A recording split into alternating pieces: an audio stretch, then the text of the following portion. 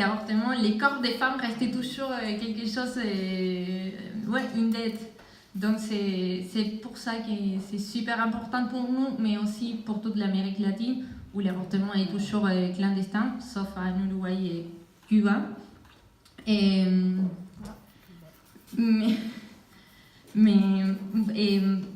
et dans ce contexte, c'est super important aussi de dire que le mouvement Ni Una Menos a aidé aussi à amener les débats dans les écoles, dans les universités, les lieux de travail, parce que c'était quelque chose dont on ne parlait pas, ou c'était super difficile. Mais ce qui est hyper important, qu'on voit dans les vidéos et dans les photos, c'est que les manifestations, les débats et tout ça a été amené par des adolescentes, mais aussi par des personnes âgées qui ont toujours tenu la lutte. Et c'est pour ça aussi, c'est incroyable de voir des filles de 14-15 ans avec les femmes de 90 ans qui ont rédigé les projets. Et c'est super important aussi les croisements des générations de la lutte. Et là, je vais parler du mouvement Ni Una Menos, qu'il est né en 2015, mais aussi à une longue support en arrière. Et le slogan est de la poète mexicaine Susana Chavez, qui est morte en 2011. Et c'est aussi pour lutter contre les féminicides qu'elle a lancé Ni una mujer menos, ni una muerta más, ni une femme de moins, ni une mort de plus. Et c'est pour ça que le mouvement a pris son nom. En fait, en Argentine, en 2015, et en mai 2015, une adolescente de 14 ans, a été assassinée par son copain. Elle était enceinte. Et c'est là, après aussi une forte mobilisation dans le fait de parler, d'en discuter, de l'harcèlement de la rue, des violences, et des petites violences qui font l'accumulation jusqu'à les féminicides. Donc c'est là que les femmes ont commencé à organiser dans les fabriques, dans les usines, dans les entreprises, dans les écoles, dans les universités. On dit ok, on sort dans la rue.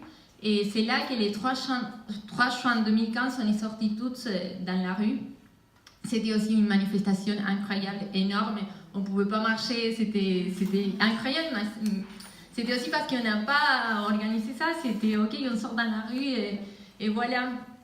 Et là, aussi, c'est important de mentionner les soutiens internationaux parce que les pays voisins, Uruguay, Chili et Pérou, ont fait aussi des échos, mais on fait aussi ses propres mobilisations Ni Una Menos. Après les camarades vont parler. Et c'est là qu'on s'est dit, pour cette force, mais aussi pour ce caractère international, on s'est dit, on est capable, on a la puissance pour faire une grève internationale des femmes. En Argentine, on a fait une grève le 19 octobre 2017, aussi pour dénoncer un féminicide, que c'était Lucia Pérez, une adolescente de 16 ans, qui a été violée, empalée, et torturée, et elle est trouvée morte. Donc on a dit, ok, on arrête les pays. Et on a la force en fait de montrer que c'est nous qui amenons toujours les pays, les travail. Donc c'est aussi dénoncer les tâches reproductives, et les tâches à la maison de ménage et tout ça. Donc on s'est dit, on arrête tout. On ne fait pas de travail de care,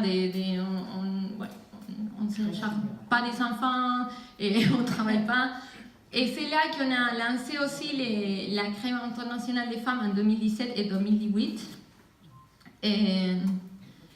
Et c'est le caractère international qui c'est super important, mais aussi le fait de qu'est-ce que c'est faire une grève sans appel des syndicats, qui sont toujours machistes et patriarcales et qui ne vont pas arrêter les pays pour les cas de violence des chambres. Et voilà, c'est important aussi parce qu'on dit, ok, c'est des mouvements des femmes, mais cette grève, ça signifie quelque chose d'économique aussi. Donc, en Amérique latine, il y a un phénomène un peu nouveau, c'est que les femmes ont toujours l'avant-garde des dénonces politiques. Aujourd'hui, le 19 octobre 2016, c'était cette grève contre le féminicide de Lucía Pérez, c'était la première grève contre le gouvernement de Macri. Et le slogan a été la CGT prenne du thé, les femmes les rues. Et, contre...